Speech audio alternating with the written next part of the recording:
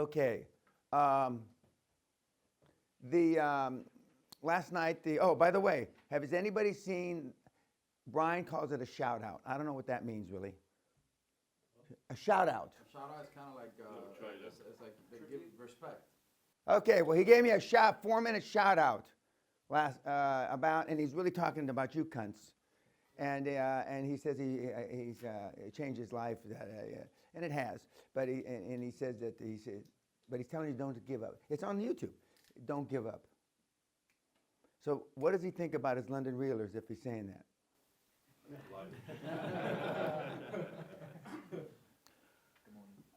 Don't give Morning me that shit. You know, I couldn't coach. I couldn't coach if I hadn't raised 3 kids. Because dealing with you is like dealing with my kids when they were little. You know? And now don't do that, Dan Jr. Don't do that, Danny. He did it, I don't give a shit. I remember the time I told his brother, he and his brother, now don't you leave this fucking house. This is when we had this big estate overlooking the Pacific Ocean. We could see Newport Beach, and we could see Malibu. We had a 180-degree view of the Pacific Ocean. Catalina was out our front door. You used to see the whales and the porpoises, going by. I said, don't you fucking leave this house no matter what happens.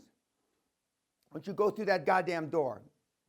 I come back 3 hours later, and as the limo pulled up over the hill down into the long driveway, I see my sons, running around on the roof of the house, the roof. And I see my daughter looking like she's got, somebody had put black makeup on her. I go, oh, fuck. So I get up there, and so we get her down, and what they had done, I never told them they couldn't go to the chimney to get out of the house. Okay?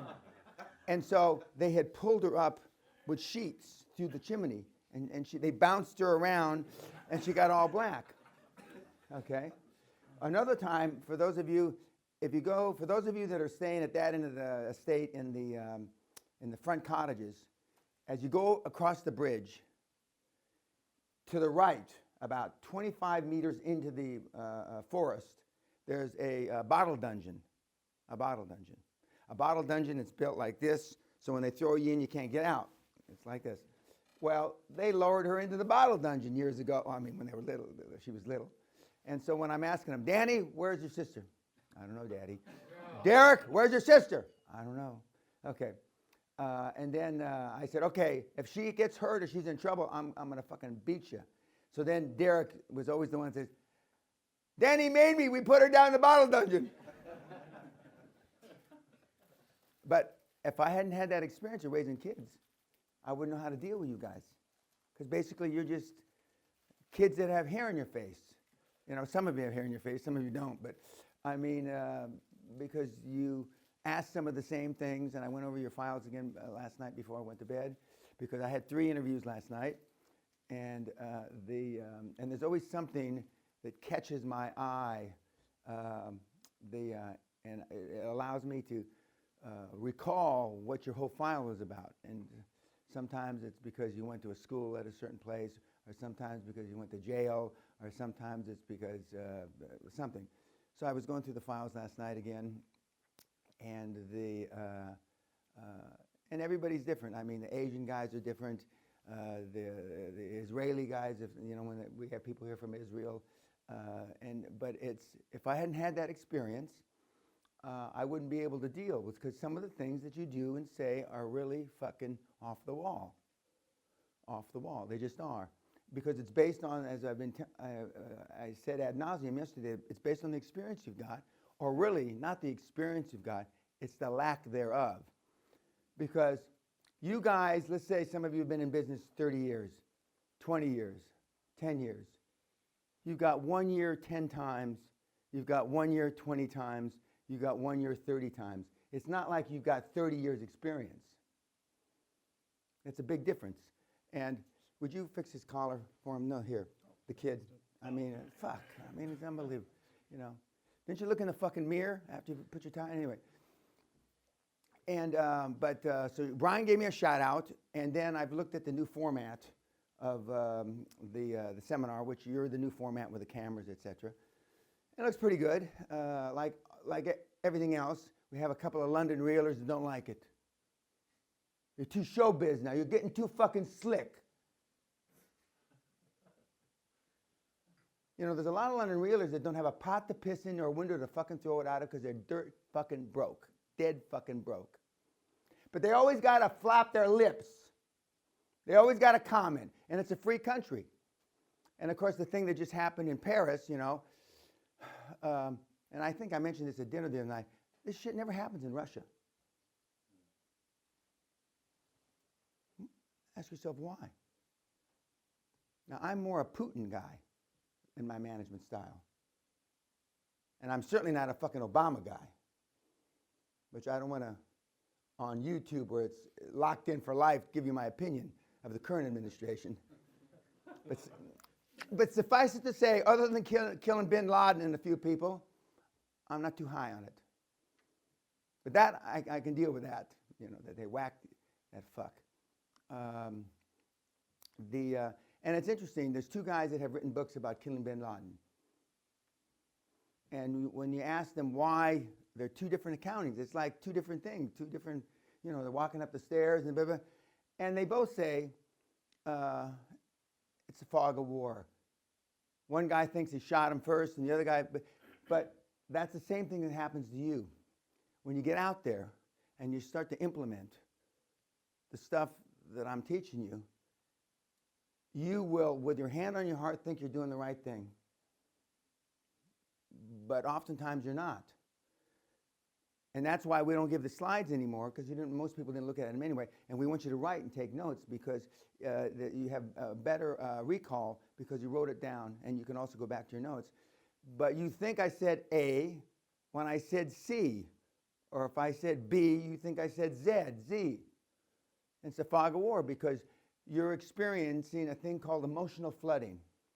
You can Google fuck that. Emotional flooding is when you get so much information so quickly, and I put out a lot of shit, so quickly it's overwhelming to you, and you can't assimilate it.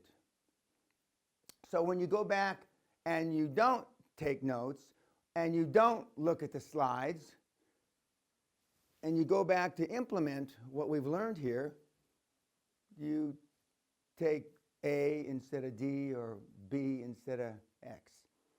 And that's why I implemented the formalized mentor program in 2010 with the weekly reports and the monthly conference calls. And since then, the success has been overwhelmingly greater since 2010. And one of the reasons I give Robert slack, I mean, it's his 9th time he could give this seminar, and he comes in late. And he came in, and for those of you that haven't talked to him, he came in the first 12 months from the time he came to the seminar in April 2010. 12 months later, he had made, and he was successful. He had made more money in 12 months than he had made in his previous 20 years of life. In 1 year. And since then, he's done a couple $100 million in euros in business and deals. But he keeps coming back because, and he's smart. He's a physicist, rocket scientist. In some ways, he's too smart. But because he has been trained for 20, 25 years this way, and what he's doing now is the absolute antithesis of what he was trained to do. Antithesis. And in many cases, that's your, not excuse, but you're in the same situation because of the training that you've received is foreign. For example, you think it's hard to get money. I know it's not. Listen to the YouTubers, you fucking sorry cunts. It's absolutely fucking not hard. What's hard is to find something worth the shit to put the money in. That's hard. And you guys, your standards are so fucking low, and your deals have failed, and you're gun shy, you wouldn't know a good deal if it bit you in the dick. I know a good deal in 25 seconds. because I can go through tens of thousands of permutations and know what it really takes to get that deal done, to get the ball in the net, and look at you and decide, no, that dog ain't going to hunt. Jamie's deal that I keep talking about, I could have done in 2-3 months. It's taken him 12. Most of the transactions that you'll do, I could do in either hours, days, weeks, and you may take a year. Because when you get out there, and you shouldn't, but even with a dream team, you're going to walk like you're on eggshells. Instead of, but you'll get it done. But remember, a turtle, can't move forward without sticking its head out. And when a turtle sticks its head out, it's most vulnerable. It's taking a risk. Some of you will come out of the chutes like fucking rabbits. I mean, just running like crazy. Some of you will come out of the chutes like a turtle. A turtle that doesn't want to get its head out of the shell because you're afraid of taking the risk. But as long as you're making progress, I let you, in the reports, if I just say, keep pushing, and I don't comment, that means you're in the right direction, and you're between the goal line, not the goal lines, you're between the lines of the pitch of the field. You may not be going in a straight line, you may be going like this, but as long as you're on the pitch, on the field, I leave you alone in the beginning. If your report and it comes back to you with a lot of fucking, all my stuff is red though, but if it comes back with a lot of red, that means you're going backwards, you're doing something ain't right. And so I step in and I get you back on track. And then the next time I get really involved is when you get in the red zone, when you're getting ready to punch it into the goal line, across into the net. Then I get more involved, a lot more involved, because most people, the fear of success is greater than the fear of failure. So you'll get involved in self-sabotaging shit, and you'll step on your dick left, right, and center when you get down by the goal line. And then I step in and, I may even fly there, and you'll hear me a lot more than you want to. No. We don't need a fucking meeting for that. No. But so there are different stages. And and for those of you that are, I told you, engineers, lawyers, accountants, it's harder for you because you were trained in a certain way. Now, Brian Rose, to his credit, notwithstanding his shout out to me, is a very well-educated, bright engineer. And so he has to go through a lot more permutations than somebody like, let's say, Tom, okay? Because he knows E equals MC squared, Brian, and he knows how to do the formula for E equals MC squared. It's better than if you never heard of E equals MC squared.